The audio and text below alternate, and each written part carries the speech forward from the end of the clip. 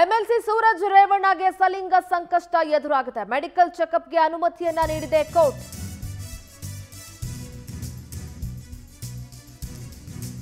ಸಲಿಂಗ ದೌರ್ಜನ್ಯ ಪ್ರಕರಣದಲ್ಲಿ ಸೂರಜ್ ರೇವಣ್ಣಗೆ ಸಂಕಷ್ಟ ತಪ್ಪಿದ್ದಲ್ಲ. ಮೆಡಿಕಲ್ ಚೆಕಪ್ಗೆ ಕೋರ್ಟ್ ಅನುಮತಿಯನ್ನ ನೀಡಿದೆ. 42ನೇ ಎಸಿಎಂಎಂ ಕೋರ್ಟ್ನಿಂದ ಅನುಮತಿಯನ್ನ ನೀಡಲಾಗಿದೆ. ಸೂರಜ್ ರೇವಣ್ಣಗೆ ಡಿಎನ್ಎ ಪರೀಕ್ಷೆಯನ್ನ ನಡೆಸೋದಕ್ಕೆ ಕೋರ್ಟ್ ಅಸ್ತು ಅಂತ ಹೇಳಿದೆ. ಬೌರಿಂಗ್ ಆಸ್ಪತ್ರೆಯಲ್ಲಿ ಮೆಡಿಕಲ್ ಟೆಸ್ಟ್ ನಡೆಯಲಿದೆ. ಬೌರಿಂಗ್ ಆಸ್ಪತ್ರೆಗ ಸಿಐಡಿ ಪೊಲೀಸರು ಸೂರಜ್ ರೇವಣ್ಣನನ್ನ ಕರ್ಕೊಂಡು ಹೋಗಿದ್ದಾರೆ.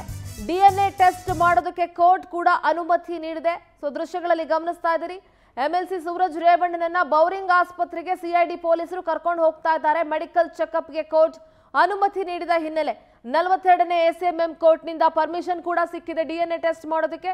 ಸೊ ಬೌರಿಂಗ್ ಹಾಸ್ಪಿಟಲ್ಗೆ ಸಿಐಡಿ ಪೊಲೀಸರು ಎಂಎಲ್ಸಿ ಸೂರಜ್ ರೇವಣ್ಣನನ್ನ ಕರ್ಕೊಂಡು ಹೋಗ್ತಾ ಇದ್ದಾರೆ.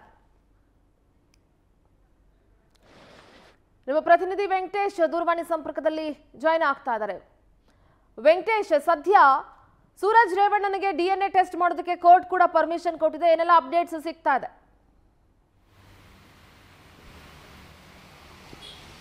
ಸಿಂಧೂರ ಅಸಹಜ ಲೈಂಗಿಕ ದೌರ್ಜನ್ಯ ಪ್ರಕರಣದಡಿ ಏನು ಬಂಧನವಾಗಿರುವಂತಹ ಸೂರಜ್ ರೇವಣ್ಣ ಅವರಿಗೆ ಎಸ್ಐಟಿ ಅಧಿಕಾರಿಗಳು ಕೂಡ ತೀವ್ರ ವಿಚಾರಣೆಯನ್ನು ಮಾಡ್ತಾ ಇದ್ದಾರೆ.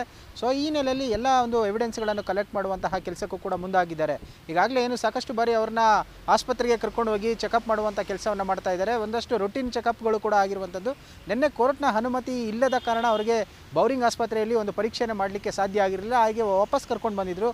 ಸೊ ಇವತ್ತು ಅವರನ್ನು ಏನು ಒಂದು ಕೋರ್ಟ್ನ ಅನುಮತಿಯನ್ನು ಪಡೆದು ಇವತ್ತು ಬೌರಿಂಗ್ ಆಸ್ಪತ್ರೆಗೆ ಕರ್ಕೊಂಡು ಹೋಗಿರುವಂಥದ್ದು. ಅಟಲ್ ಬಿಹಾರಿ ವಾಜಪೇಯಿ ಒಂದು ವಾರ್ಡ್ ಏನಿದೆ ಅಲ್ಲಿ ಇವರಿಗೆ ಒಂದು ಪರೀಕ್ಷೆಗಳನ್ನು ಮಾಡ್ತಾರೆ. ಅಂದರೆ ಈಗಾಗಲೇ ಏನೋ ಅವರ ಮೇಲೆ ಒಂದು ಅಸಹಜ ಲೈಂಗಿಕ ದೌರ್ಜನ್ಯವೆಸಗಿದ್ದಾರೆ. ಅದಕ್ಕೆ ಸಂಬಂಧಪಟ್ಟಂತೆ ಒಂದಷ್ಟು ಪುರುಷತ್ವ ಪರೀಕ್ಷೆಗಳಿರ್ಬೋದು, ಒಂದು ಎವಿಡೆನ್ಸ್ಗಳನ್ನು ಕಲೆಕ್ಟ್ ಮಾಡುವ ಉದ್ದೇಶದಿಂದಾಗಿ ಅವರ ಉಗುರುಗಳಿರಬಹುದು, ಅವರ ಕೂದಲಿರಬಹುದು, ಹೀಗೆ ದೇಹದ ವಿವಿಧ ಭಾಗಗಳ ಒಂದು ಅಂಗಾಂಗಗಳೇನಿದೆ ಅದನ್ನು ಪರೀಕ್ಷೆ ಮಾಡುವಂಥ ಕೆಲಸಗಳನ್ನು ಮಾಡೋದಕ್ಕೆ ಈಗ ವೈದ್ಯರು ಅನುಮತಿಯನ್ನು ಪಡೆದುಕೊಂಡು ಈಗ ಪರೀಕ್ಷೆಗಳನ್ನು ಮಾಡೋದಕ್ಕೆ ಮುಂದಾಗ್ತಾ ಇರುವಂಥದ್ದು. ಯಾಕಂತೇಳಿದ್ರೆ ಅವರು ಏನು ಒಂದು ದೌರ್ಜನ್ಯಕ್ಕೆ ಒಳಗಾಗಿದ್ದಂತಹ ವ್ಯಕ್ತಿ ಏನು ಆ ಥರ ಸಂತ್ರಸ್ತ ಏನಿದ್ದಾರೆ ಕಂಪ್ಲೇಂಟ್ ಕೊಟ್ಟಿದ್ದ, ಆ ಕಂಪ್ಲೇಂಟಲ್ಲಿ ಆತ ತನ್ನ ದೇಹದ ಮೇಲೆ ಉಗುರುಗಳಿಂದ ಪರಿಚಿದ್ದಾನೆ ಅನ್ನುವಂತಹ ಒಂದು ಕಂಪ್ಲೇಂಟನ್ನು ಕೂಡ ಮೆನ್ಷನ್ ಮಾಡಿದರು. ಆ ಹಿನ್ನೆಲೆಯಲ್ಲಿ ಅವರ ಉಗುರು ಮತ್ತು ಆ ದೇಹದ ಮೇಲೆ ಆಗಿರುವಂತಹ ಗಾಯಗಳೇನಿದೆ ಅವೆರಡೂ ಕೂಡ ಮ್ಯಾಚ್ ಆಗಬೇಕು. ಆ ಹಿನ್ನೆಲೆಯಲ್ಲಿ ವೈದ್ಯಕೀಯ ಪರೀಕ್ಷೆಯಲ್ಲಿ ಏನೋ ಒಂದು ದೃಢ ಆಗುತ್ತೆ ಅಂತ ಒಂದು ಎವಿಡೆನ್ಸ್ ಕಲೆಕ್ಟ್ ಮಾಡುವಂಥ ಉದ್ದೇಶದಿಂದಾಗಿ ಇವತ್ತು ಅವ್ರನ್ನ ಪರೀಕ್ಷೆಗೆ ಕರೆದುಕೊಂಡು ಹೋಗಿರುವಂಥದ್ದು. ಸಿಂಧೂರ, ವೆಂಕಟೇಶ್, ನೀವೆಲ್ಲ ಮಾಹಿತಿಗೆ